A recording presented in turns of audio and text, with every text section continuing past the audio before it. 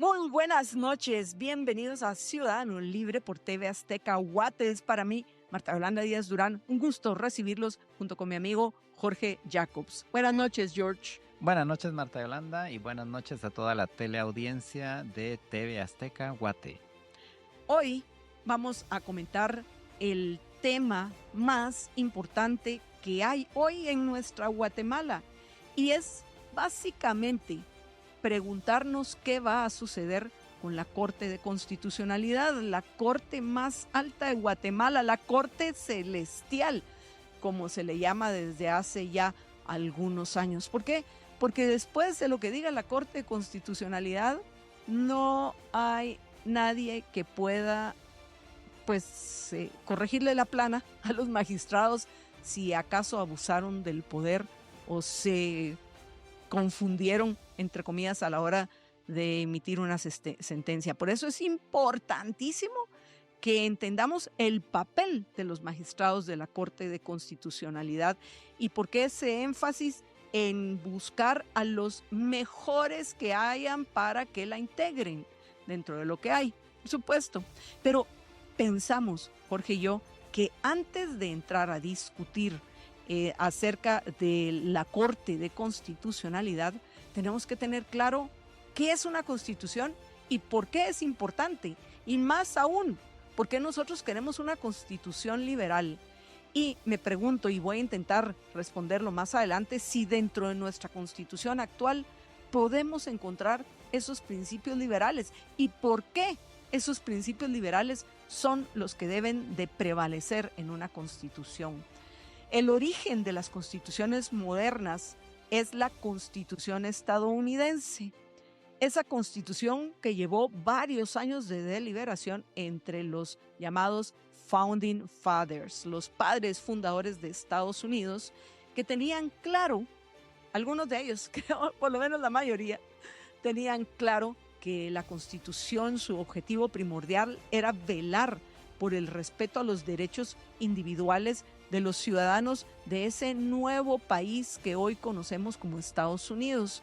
Entonces, después de deliberaciones, consultas, discusiones, por lo menos 2 libros hoy célebres, los Federalist Papers y los Anti-Federalist Papers, discusiones que se dieron en los diarios de ese tiempo, en las 13 colonias que se convirtieron en los primeros 13 estados que dan vida a Estados Unidos, al final llegaron a un acuerdo, o no un acuerdo, sino varios acuerdos, voy a decir, fundamentales para entender el porqué de una constitución. Pienso que uno de los más importantes de esto ya lo mencioné, es que se organizaban para que se respetaran los derechos individuales de los ciudadanos, el derecho a la vida, a la libertad, por motivos históricos, o sea que en aquel tiempo era legal, imagínense ustedes eso, que una persona fuera propietaria de otra, o sea, se reconocía todavía la esclavitud como una institución.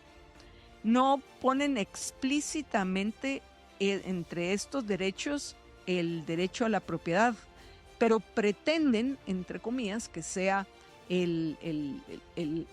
voy a parafrasearlo, esa búsqueda de la felicidad de las personas, que por supuesto implica un respeto al derecho de propiedad, pero sí queda claro que esos derechos son el derecho a la vida y la libertad. Hoy, sin ninguna pena, podemos decir que el tercero y fundamental es el respeto al derecho de propiedad.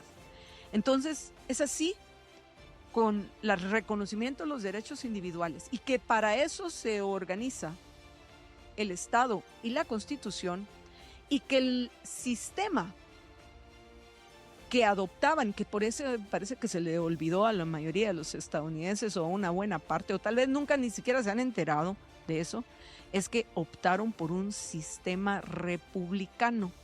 Algunos de ustedes dirán, pues bueno, Marta Yolanda, nosotros somos súper avanzados, porque aquí en Guatemala, ¿acaso no somos la República de Guatemala? Pues bueno, habría que cuestionarlo. ¿Qué pensás, George? Gracias, Natalanda. En efecto, de nombre, somos la República de Guatemala. Pero el punto es si si realmente vivimos en una república, si realmente nuestra constitución establece una república, y en todo caso había que empezar por qué es una república. Y yo entiendo una república como un sistema en donde hay pesos y contrapesos que lo que hacen es limitar el poder de los gobernantes, porque en general y a lo largo de toda la historia, los gobernantes siempre han tendido a abusar del poder. Y entonces el sistema republicano lo que busca es cómo hacer para limitar el poder, para que los gobernantes, sean buenos, sean malos, sean autoritarios, sean como sean, no puedan abusar del poder. Y ese es el ideal republicano, precisamente, el que el sistema tenga los suficientes pesos y contrapesos para que aun que llegue el peor ciudadano a dirigir el organismo ejecutivo, por ejemplo, no pueda abusar del poder, no pueda abusar de los ciudadanos, porque al final abusar del poder implica abusar de los ciudadanos, o sea, violar los derechos de los ciudadanos. Y lo que se busca en un sistema republicano es precisamente que hayan los suficientes pesos y contrapesos y a distintos niveles para evitar estos abusos. Y por ejemplo, el caso de Estados Unidos es un muy buen ejemplo de cómo lograron hacer esto en distintos niveles. Ella tenía la ventaja de que es una federación realmente de estados, o sea, y eso hace que pueda ser bastante descentralizado, en el sentido de que hay un gobierno federal, pero también hay gobiernos estatales, y en cada estado, ustedes pueden ir a ver a Estados Unidos, pueden investigar un poco, van a ver que en cada estado hay un gobierno republicano también, en el cual hay un ejecutivo que es el gobernador, hay un legislativo, hay un congreso estatal, aparte del congreso federal que está en Washington. En cada estado pues hay un congreso, y eso lo que hace es precisamente que hayan muchos niveles de pesos y contrapesos. Así es, Jorge. Por lo menos en Estados Unidos hasta tienen también la Corte Suprema de Justicia, que fue creada, por cierto, después, cuando vieron que cuando hubiera algún abuso de poder o alguna discusión entre las máximas autoridades de los distintos organismos, pues alguien tenía que decidir quién tenía la razón. Y es así como surge la Corte Suprema de Justicia de Estados Unidos, que es interesante porque en Guatemala tenemos una Corte Suprema de Justicia, pero la realidad es que no es una Corte Suprema, Jorge. Al igual que el Tribunal Supremo Electoral. Sí, tampoco es supremo, porque aquí lo único supremo es la palabra de los magistrados de la Corte de Constitucionalidad. Entonces, ¿cuáles son las diferencias? ¿Por qué vemos que en Estados Unidos, primero que todo, no han cambiado de constitución desde 1789?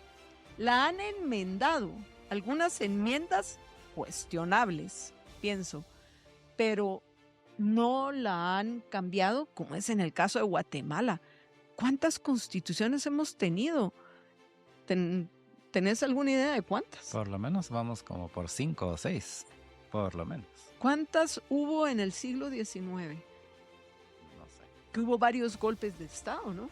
La original, me imagino yo, de los próceres de Guatemala. Luego que hubo varios cambios en los primeros 5 años de nuestra joven república, entre comillas, de Guatemala, donde en algún momento hasta fuimos parte del imperio mexicano, que luego ya no fue imperio, y bueno, en fin, el punto... Nos hicimos parte del imperio mexicano solo para que se quedaran con una buena parte de Guatemala. Sí. Y rápido nos regresamos, pero ya sin la otra parte. Y luego que si íbamos a Centroamérica a ser un solo país, en fin, todo cambio cuesta. Y obviamente estas repúblicas, entre comillas, que estaban naciendo, fue complicado ese nacimiento. Pero solo para tratar de pensar, vaya, la realidad es que no sé, vamos a consultarlo con San Google a ver qué nos dice, o ahora le vamos a preguntar a ChatGPT o a alguna otra aplicación de inteligencia artificial.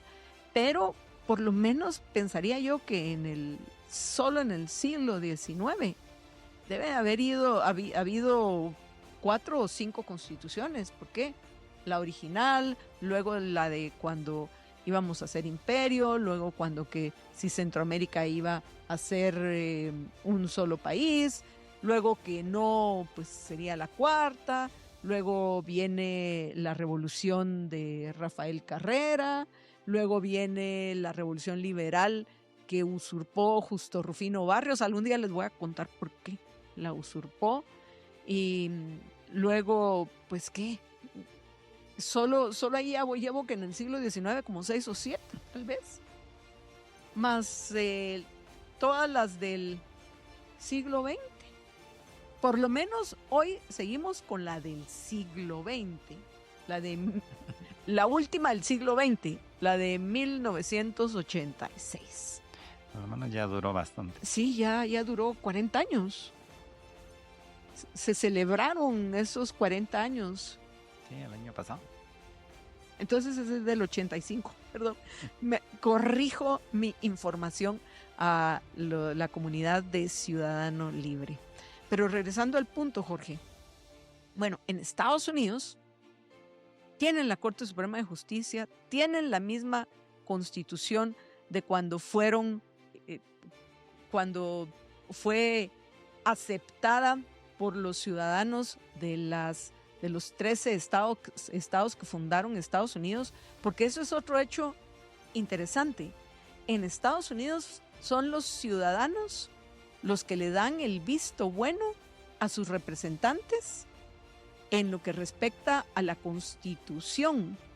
Aquí en Guatemala no. Aquí en Guatemala, mire, aquí ya se llevó a cabo la Asamblea Nacional Constituyente y esta es la Constitución a la cual nosotros hemos acordado que es lo ideal y les va a afectar a todos. Interesante que esa es otra diferencia, Jorge, que nosotros tenemos con la Constitución de Estados Unidos. Y es el que en Estados Unidos fue aprobado por los ciudadanos, la Constitución. Nosotros no. Bien. Nosotros Sí, la aprobamos. Sí, cuando... Se fue a votar. Bueno, Sí. y es que yo no fui a votar en el 85. Sí, pero sí hubo un Sí, hubo un propósito referéndum. sí. Entonces, qué bueno, algo estoy yo aprendiendo también. Y tú que nos estás viendo en Ciudadano Libre por TV Azteca Guate, ¿qué te parece eso? Va. Entonces también Ya tengo el nosotros dato. la podemos aprovechar. Hemos tenido 12 constituciones. Qué bueno, 12 constituciones, va. ¿Cuántas en el siglo XIX? Solo por pura curiosidad. Sí, pero voy a ver. En total van 12 constituciones. Sí. 12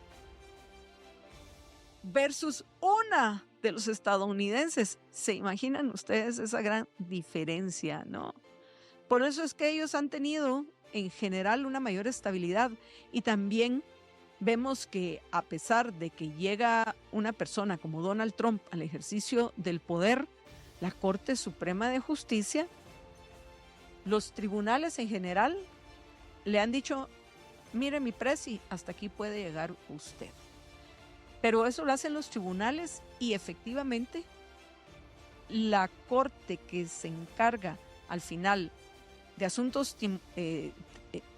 asuntos constitucionales como última instancia, porque también hay cortes estatales, ¿sí? Pero hay la Corte que va a influir o va a tomar decisiones para todos los estados de Estados Unidos, que es la Corte Suprema de Justicia de Estados Unidos.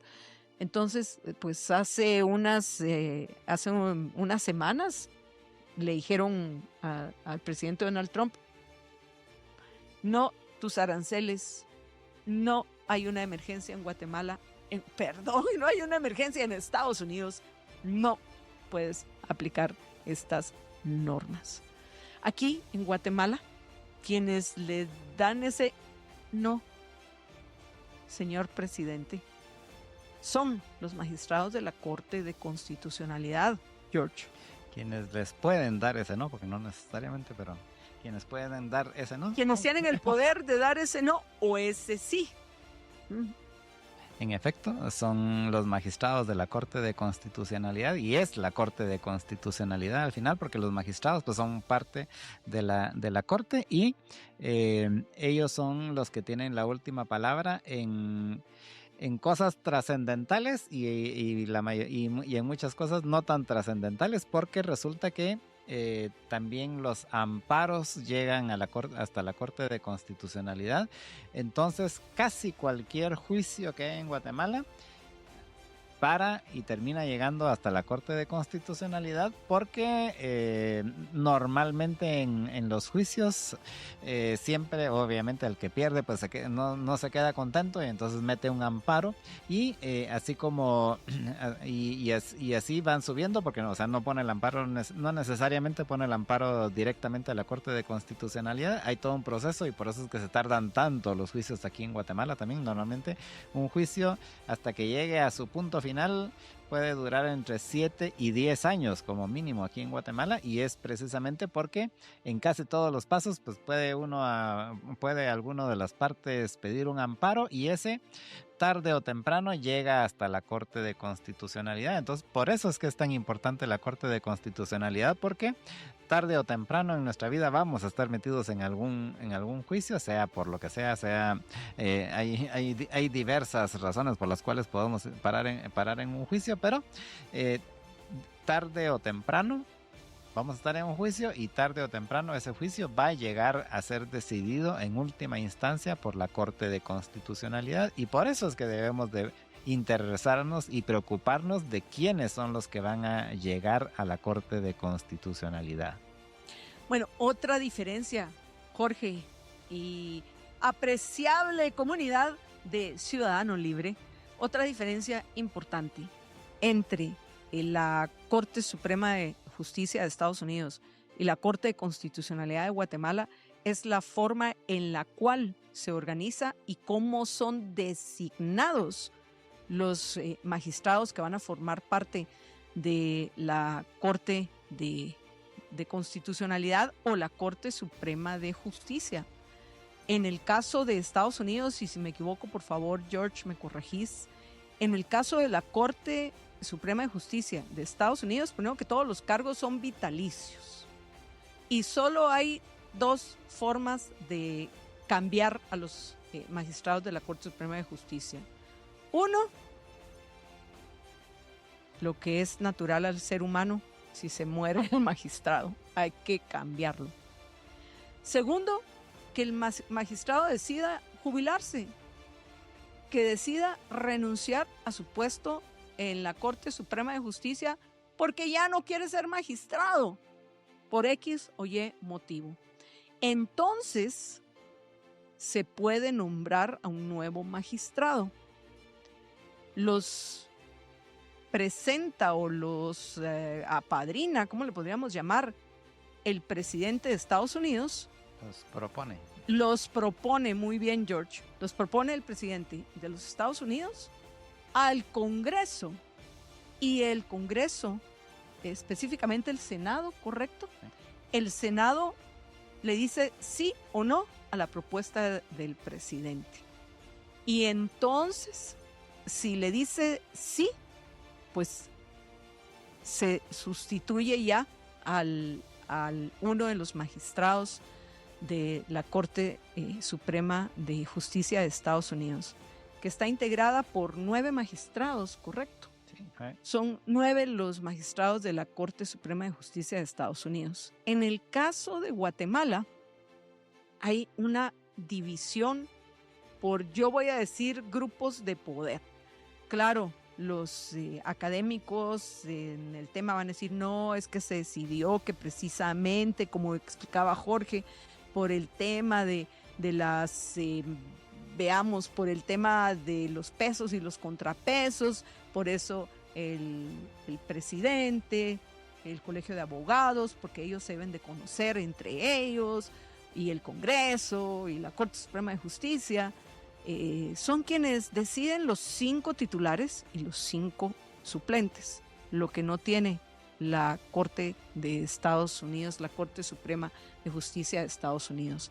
Vamos a hacer una breve pausa y cuando regresemos vamos a comentar qué ha pasado con este proceso, con este sistema guatemalteco a la hora de elegir a los que, a fin de cuentas, son los equivalentes a la Corte Suprema de Justicia de Estados Unidos. Quédense con nosotros que ya regresamos.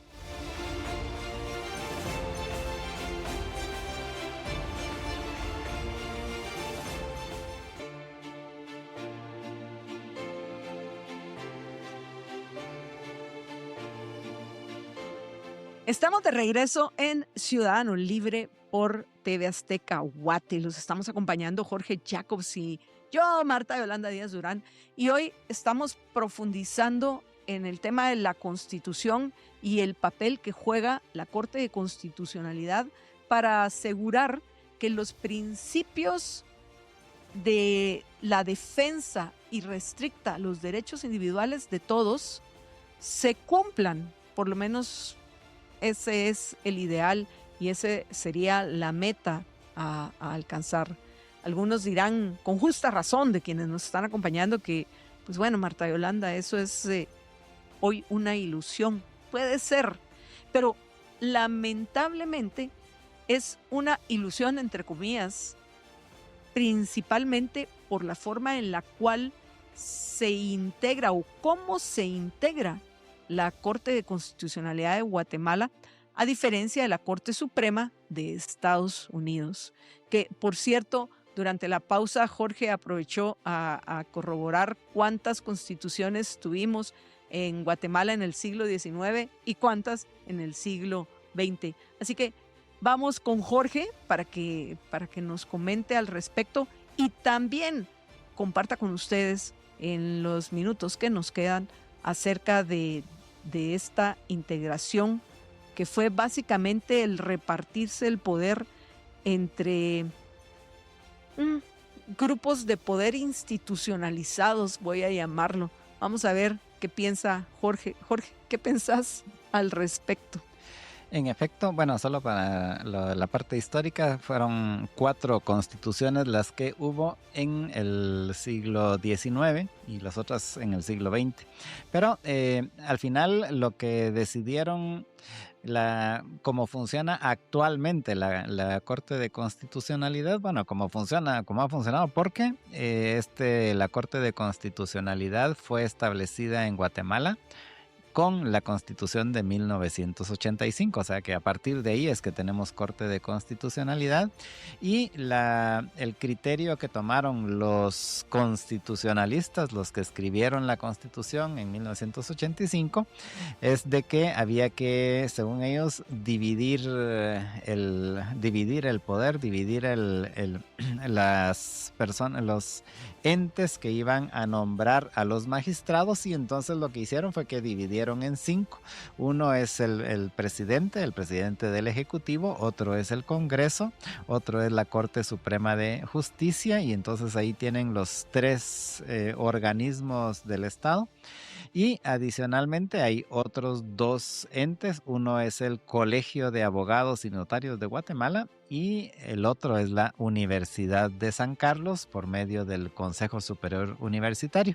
Estos entonces son los entes que nombran a los magistrados y entonces por un lado hicieron la división para que estuviera dividido, que no fuera alguien, una sola persona o un solo grupo el que fuera a nombrar a los magistrados, y por el otro le atribuyeron ciertas características o conocimientos a los distintos entes para que en teoría pues tuvieran esos mismos conocimientos dentro de la Corte de Constitucionalidad. Por ejemplo, en el caso de la Universidad de San Carlos, supuestamente que tuviera experiencia de docencia en temas constitucionalistas. En el caso del Colegio de Abogados, pues que tuviera experiencia en litigar.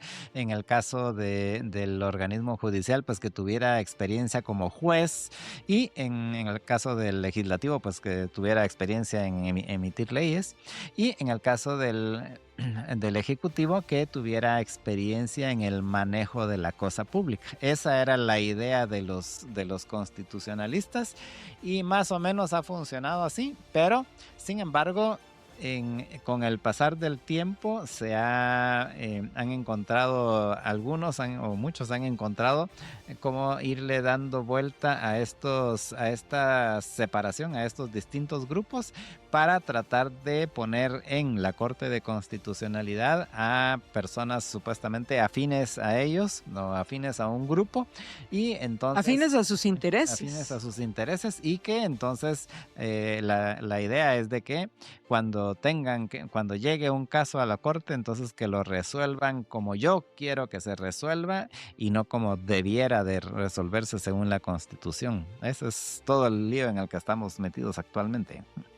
Sí, a ver qué va a pasar, Jorge, porque, bueno, la oportunidad de hablar específicamente y comentar lo que ha sucedido en las elecciones, en los entes que están involucrados en designar a los magistrados de la Corte de Constitucionalidad, pues lo hemos tratado también en otras ocasiones, pero hoy considerábamos que es muy importante entender y que seamos cada vez más los que entendamos lo que significa una constitución y que de alguna forma busquemos cómo hacer los cambios que nos permitan tener esa constitución liberal que por lo menos Jorge y yo queremos. Pues así es como titulamos hoy nuestro programa. Queremos una constitución liberal.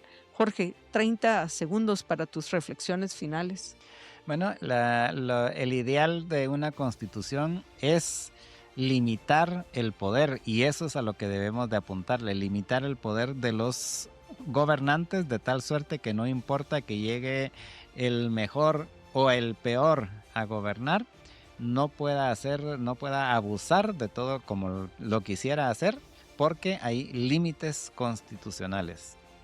Y que al final, Jorge, ha resultado una herramienta para darle poder a los gobernantes, porque con cada legislación que aprueban en el Congreso, que les permite hacer más cosas, al final lo que están adquiriendo es más poder.